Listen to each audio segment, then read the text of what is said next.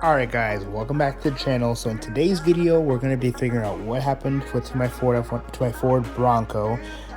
So you guys saw me doing a walk around video and kind of just giving an idea of what it was like. I did look at the owner's manual, and the owner's manual is right here. And there's this really good picture that I saw. So the brand is Kid Tracks. Kid Tracks is a trusted brand. And there is a picture right here that shows me the connections from the motors. So there's motor 1 and motor 2. So I'm looking at this and I'm telling myself, like, okay, like I want to evaluate every single thing I can. I thought this was a real tire. It's not. So this tire, to my understanding, could never be used. It's just for looks, which is fine. I also see how loose it is too, but it still looks super sick. But I'm gonna go ahead. I have my batteries, my 60-volt battery in here. I'm gonna get it wired in. That way I can start the sucker up. And I got a couple tools too in the back of my car here. It is past midnight, but I love making videos early in the morning like this for you guys. So let's not waste any more time. Grab the stuff, get the sucker hooked up, and see what this sucker is all about.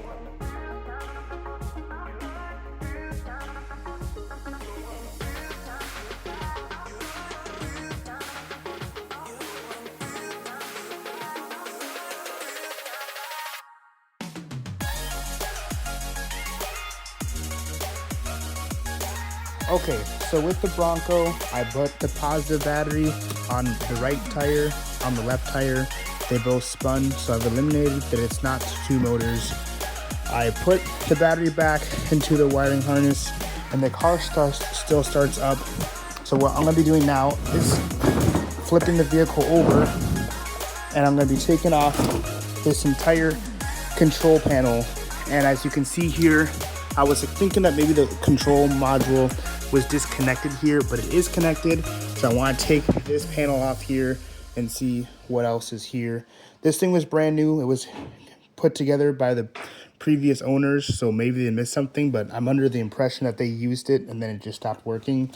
I threw a new battery in it, so that eliminates another issue. It doesn't need new battery, doesn't need new motor. So there's something specifically going on under here. Maybe there's a mouse with all the stuff you see. So let's go ahead, put our hands in there and see what's under here.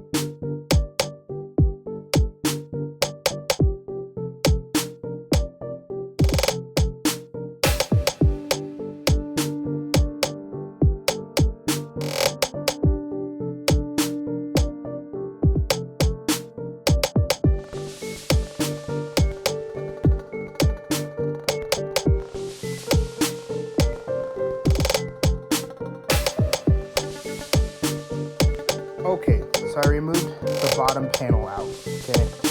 And right here is a wiring harness, so this makes sense to me. There's your foot pedal, which is already kind of loose, so that's great. Here's your foot pedal. Then this harness runs the lights and does the functionalities of the car, and then this does the stuff with the motors in the back. But there's something faulty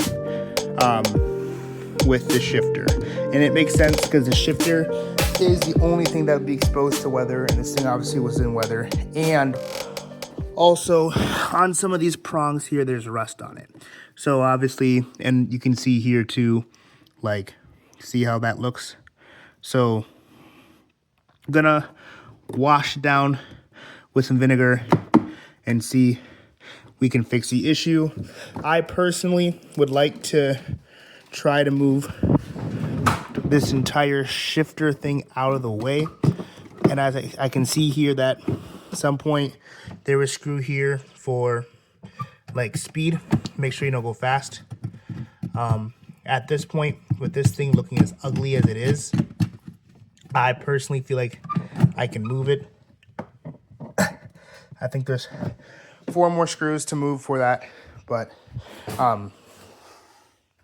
so I'm gonna go ahead and maybe get some vinegar, get a wool wire, and try to brush off the rusty metal grounds, and then see what this thing does. So I got the metal brush to flip the truck over, and I'm gonna try to wash those prongs off.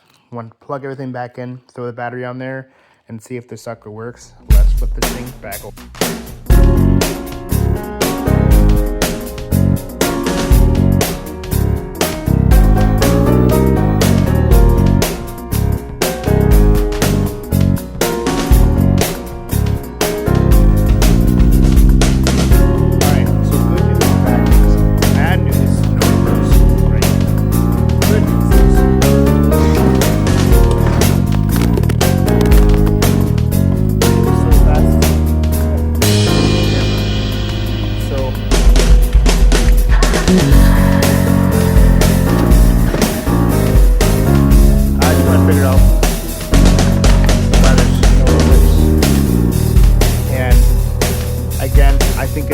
The shifter got wet, so I'm gonna have to unplug it again and wash it off a little harder. But the shifter got wet, so this got exposed to the weather. So I can, in other words, the car's safe. I can drive it because it runs and drives. And worst case scenario, if no work, then I replace the switcher, but everything is fine. This is switch it from forward to reverse, and so problem solved. So now it's going to be a matter of putting the truck back, but before I do that though, I want to give this truck a good drive.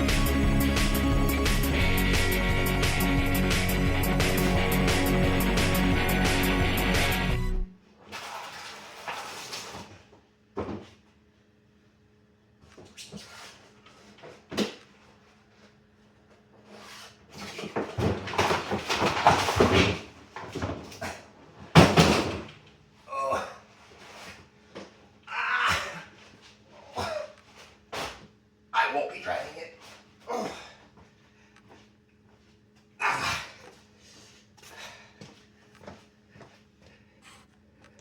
Okay, so I have everything. So like the harness is all clipped back in.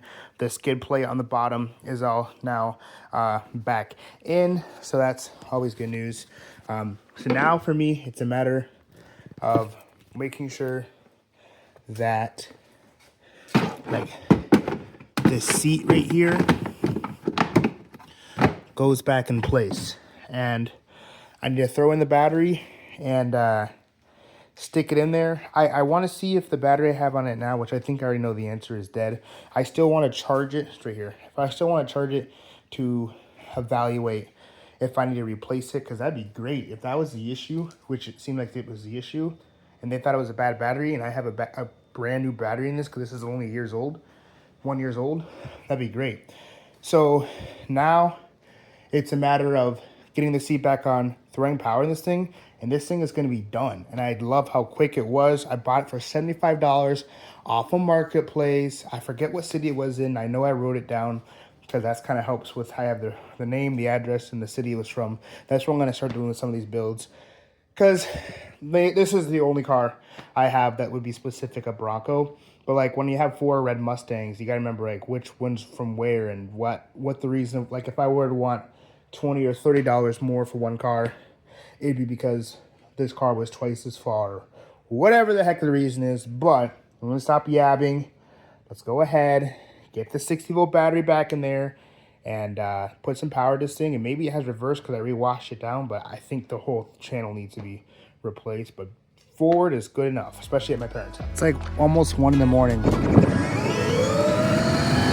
I'm driving my new Bronco around. Thing works great. Got great steer on it.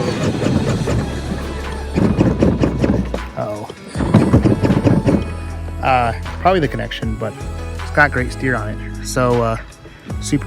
Alright. That hurt. Oh, the light shut off. Oh.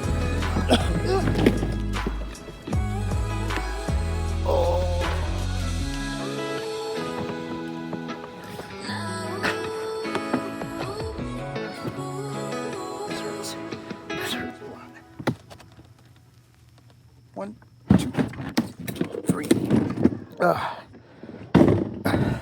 That's what you get for driving a car at 1 in the morning. that wasn't built for you. Yikes. Took this sucker on a drive. Actually hurt my wrist because I went over to the lip in the driveway and I did a nasty wheelie on it and actually hurt my wrist. That's fine. It's all fun and games, but this thing runs and drives, no concerns. With the 60 volts, it was zippy for me. I felt like I almost lost control. You can't feel nothing. The tires are so perfect. So super excited. Congratulations, baby brother, on your new 2024 Ford Bronco. I'm super, super happy for you. All right. Just took this sucker out for a spin. I hurt my wrist. I did a nasty wheelie on it. This thing works great. Yeah, 2024 Ford Bronco. It's a four-wheel drive. It's a two-wheel drive, rear-wheel drive. But thing works great. 60-volt battery definitely was made for it. Being 220, thing whipped me around. I did a nasty wheelie, actually hurt my wrist a little bit. But ooh, I have to put that back in place. Well, yeah, it did excellent. Super happy. Congrats, baby brother. You're gonna love this gift. You'll see you deserve this gift so much. So love you lots. And baby brother, take good care of my only one in Bronco. Retail price of these things are $400. So if you guys like this video, make sure to share this video. Make sure to leave a like and comment down below. And I'll see you in the next video because Ultimatum just built himself a Ford Bronco Ford Bronco. It's hard not saying Raptor.